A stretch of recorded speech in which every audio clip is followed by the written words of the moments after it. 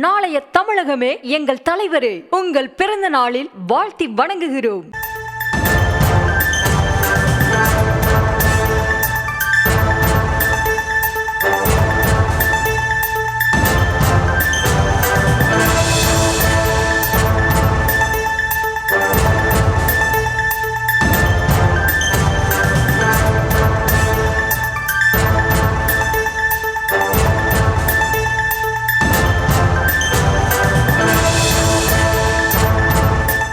அண்மை செய்தி, ஈரானின் அணு உலைக்கு அருகே பலத்த வெடிசத்தம் கேட்டதாக தகவல் கிடைத்திருக்கிறது. விவரங்களை தர இருக்கிறார் செய்தியாளர் ராஜேஷ். விவரங்கள் வழங்கலாம். வணக்கம்.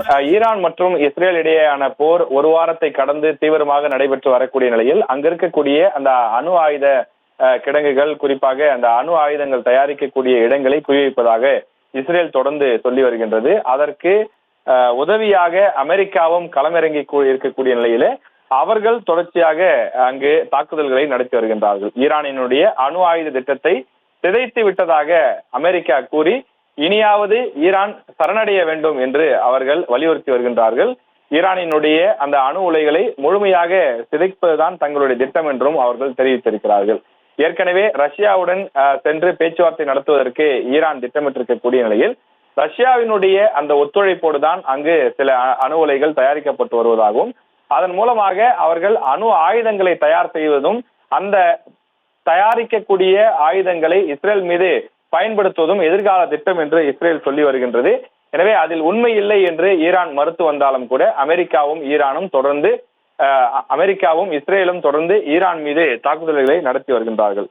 கடந்த 40 ஆண்டுகளாகவே அமெரிக்கா மற்றும் இஸ்ரேலுக்கு சேதம் ஏற்படுத்தும் வகையில் ஈரான் பேசி வருவதாகவும், வெடிகுண்டுகள் மூலமாக மக்களின் உயிரை அவர்கள் பறிப்பதாகவும் குற்றச்சாட்டுகள் முன்வைக்கப்படுகின்றது.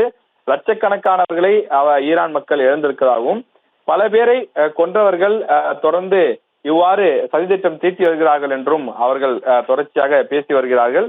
இந்த விவகாரத்தை பொறுத்தவரையிலே இஸ்ரேல் பிரதமர் பெஞ்சமின் நெதன்யாகு தொடர்ந்து இந்த போரை நடத்துவதற்கான திட்டமிட்டிருப்பதாகவே தெரிகின்றது. ஈரான் பணிந்து போக வேண்டும், ஈரான் சமரச பேச்சுவார்த்தைக்கு உடன்பட வேண்டும் என்றும் கேட்டுக்கொண்டிருக்கிறார்கள்.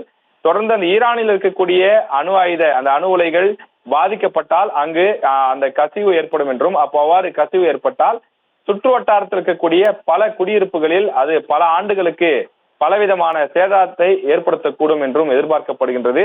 இன்னும் ஏற்கனவே நடத்தப்பட்ட அந்த தாக்குதல்களுக்கே சேத விவரங்களை முழுமையாக கணக்கிடாத நிலையில் மீண்டும் வெடிசத்தம் கேட்க தொடங்கி இருப்பதாக ஈரான் உறுதிப்படுத்தியிருக்கின்றது.